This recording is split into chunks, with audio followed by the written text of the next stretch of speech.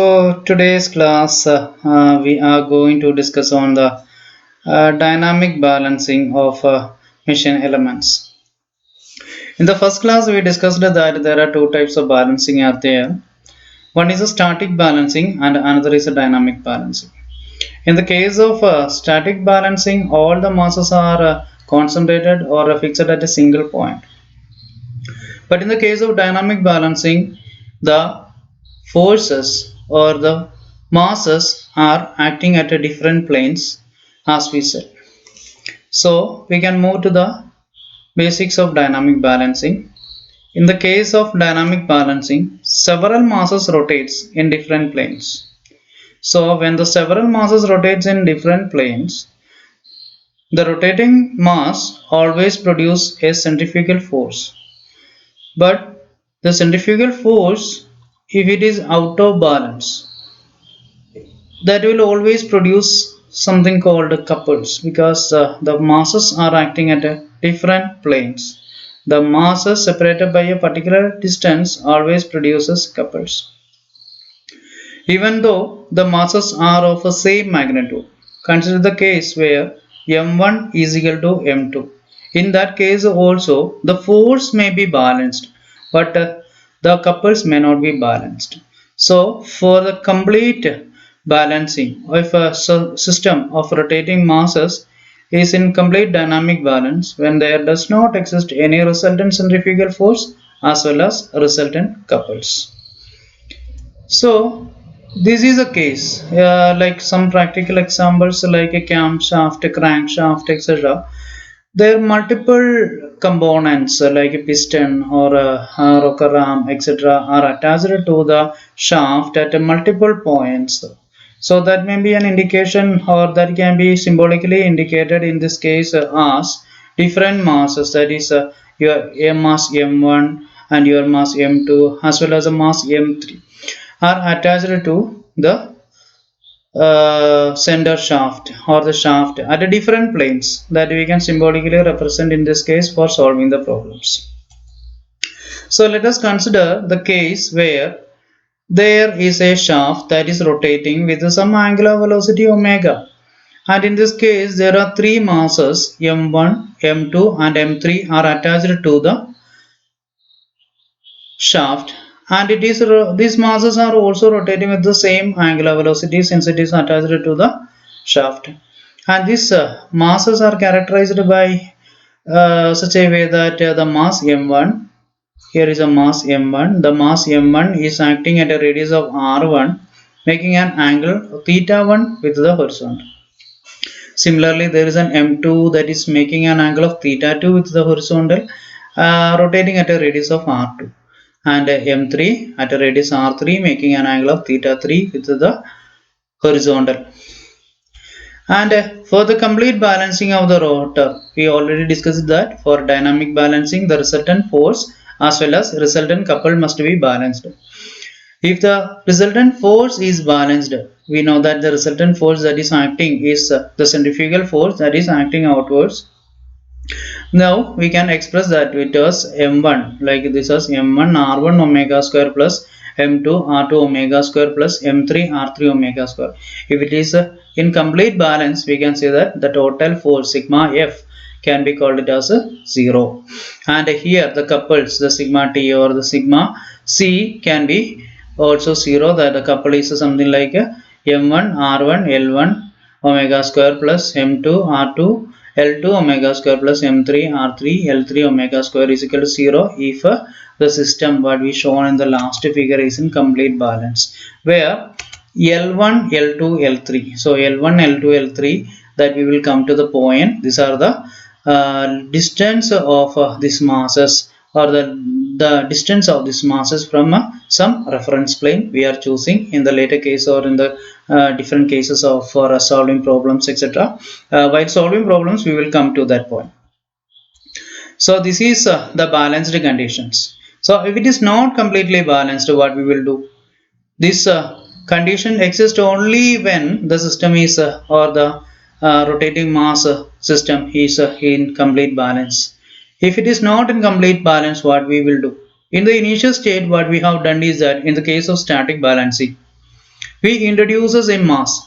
Since it is static balancing and there is only one plane, so the single mass can make the things. But in this case, there is two masses. We have to introduce two masses at two references planes at the two ends of the shaft or any point of the shaft for balancing the system. So for solving this type of problems, we can introduce two counterweights. Initially, in this case of static balancing, we introduce only one counterweight. In this case, we are introducing two counterweight at two new planes, say C1 and C2. So this is a C1 and this is a C2. We are introducing two countermasses MC1 and MC2. For balancing only force, we require only one mass. Only one mass can solve the case of a force balancing. But for solving the case of a couple balancing or the couple produced by the masses, we need two forces. So these two forces, similarly in the case of M1, M2, M3, these two counterweights are characterized in such a way that this MC1, this is your MC1 acting at a radius of RC1 making an angle of theta C1. Similarly, this is MC2 making an angle of theta C2 with the horizontal, and this is acting at a radius of RC2.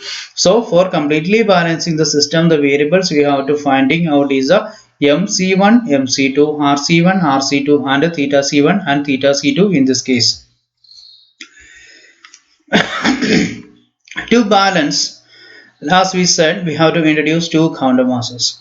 So initially, for the complete balance condition, for the force equation is m1 r1 omega square plus m2 r2 omega square plus m3 r3 omega square is equal to 0.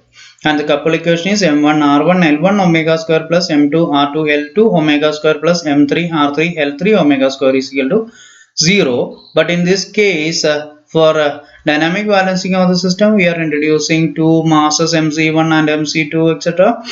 So the equation for the force will be changed into such a way that m1 r1 omega square plus m2 r2 omega square plus m3 r3 omega square plus mc1 rc1 omega square plus mc2 rc2 omega square. And omega is the general term and we can eliminate omega, and we can generally write this equation as sigma mr. Sigma mr is nothing but the summation of m1 r1 plus m2 r2 plus m3 r3 plus mc1 rc1 plus mc2 rc2. So this is sigma mr plus mc1 rc1 plus mc2 rc2 equal to 0. This is a condition for the force balancing of the system. And for the coupled balancing of the systems, here we have to consider this figure. We are choosing two planes and two countermasses are acting at two planes. This is a plane C1 and this is a plane C2, and we are adding two countermasses MC1 and MC2, and we have to take the first countermass plane C1 as the reference plane, and we have to first choose this as a reference plane. From the reference plane, we are taking the length of each masses, that L1 is the length of mass M1 from the reference plane. L2, similarly L2 is the length or the distance of mass M2 from the reference plane. L3 is the distance from the reference plane, and LC2 is the length from reference plane. And there is one correction, L3 is only up to this point. So L3 is only up to this point only. So L3 is not up to this point. L3 is already up to the plane 3 from the reference plane. So this is the conditions for initially we looked into the equations that the two terms will be, in this case only one term is adding, that is the equation, modified equation is nothing but m1 r1 l1 omega square plus m2 r2 l2 omega square plus m3 r3 l3 omega square plus mc2 rc2 lc2 omega square equal to 0. And in the last place, similarly we can generally write this equation as sigma mrl plus mc2 rc2 lc2 is equal to 0. So we got two general equations, sigma mr for the force balancing, this is sigma mr plus mc1 rc1 plus mc2 rc2 equal to 0, and in this case we got sigma mrl mc2 rc2 lc2 is equal to 0. And similarly we can take these two equations and we can solve. So before solving we have to solve it mathematically. By mathematically solving, we have to resolve this equation into two components. So we can write, we can take each both equations, and we can resolve these equations in both direction, vertical and horizontal directions, and we can solve this thing. So for example, we can take our first equations on sigma mrl. So for the couple equation we can take, and we can solve mathematically by resolving the equations in x direction or y direction or vertical and horizontal component, and we can solve in such a way that we can write it as sigma mrl cos theta plus mc2 rc2 lc2 cos theta c2. Theta c2 is the angle made by mc2 with the horizontal. So this is equal to 0, and sin theta we can add, and we can equate, or we can rewrite it as mc2 rc2 lc2 cos theta c2 equal to minus sigma mrl cos theta, and similarly mc2 rc2 lc2 sin theta c2 is equal to minus sigma mrl sin theta. We can name the equations are 1 and 2. By squaring and adding, we will get this equation, and this part you have to do yourself. You have to solve, and you have to find out these equations, and this is an assignment for you. And similarly, by solving the fourth equation, we will get the value of mc2 mc1 rc1 as well as theta c1. Initially this momentum or couple equation will give you the values of the masses mc2, and this will give you the values attached with the masses mc1.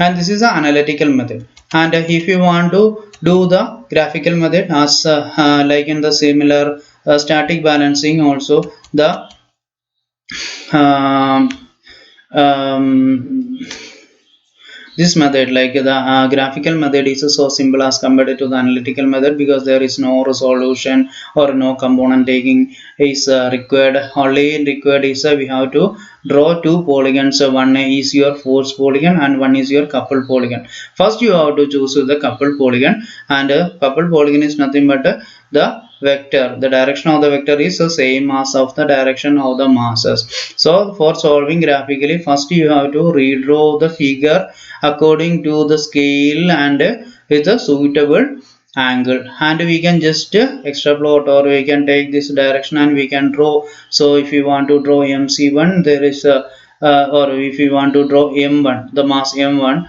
the direction, if you are drawing the exact direction, exact angle in the question figure, we can just take this mass m1, and we can just the direction can be just taken from here, and we can directly draw a line parallel to this direction, and we can draw this as m1 r1 l1, and this thing, and this is nothing but a m2 r2 l2 can be also drawn if you are drawing the figure exactly to this same in the same theta same theta 2. So this is parallel to this one, so this is m2, and this line is, this vector is parallel to the direction of m2, and so similarly we can draw this m3 also. This is parallel to m3, so if we, this magnitude of m3 r3 l3 will be known. The only unknown is this one, and if the system is in complete dynamic balancing, this coupled polygon must be 0, and this angle making with the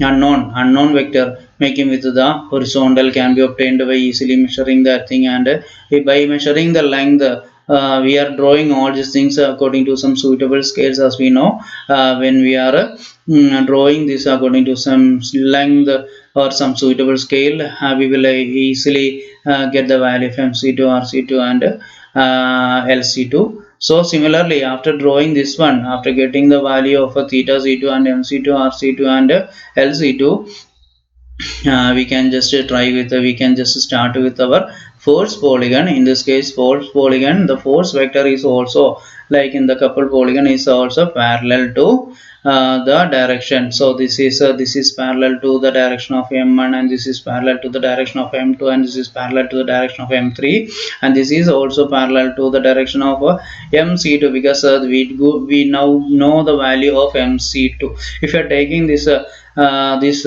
as in the first, if you are taking the force polygon, if you are drawing the force polygon first, if we cannot complete this force polygon because we don't know the direction and magnitude of this thing. So from the force polygon, when we are drawing the force polygon, all the masses will come, but when we are drawing the mass, when we are drawing the coupled polygon, only one mass is coming, or one counter mass is coming, that is your MC2 if you are taking MC1 as a reference plane. So just to try it, and we will have some assignment questions on this by solving this thing graphically. You have to submit by next week. So this is all about your dynamic balancing. Thank you.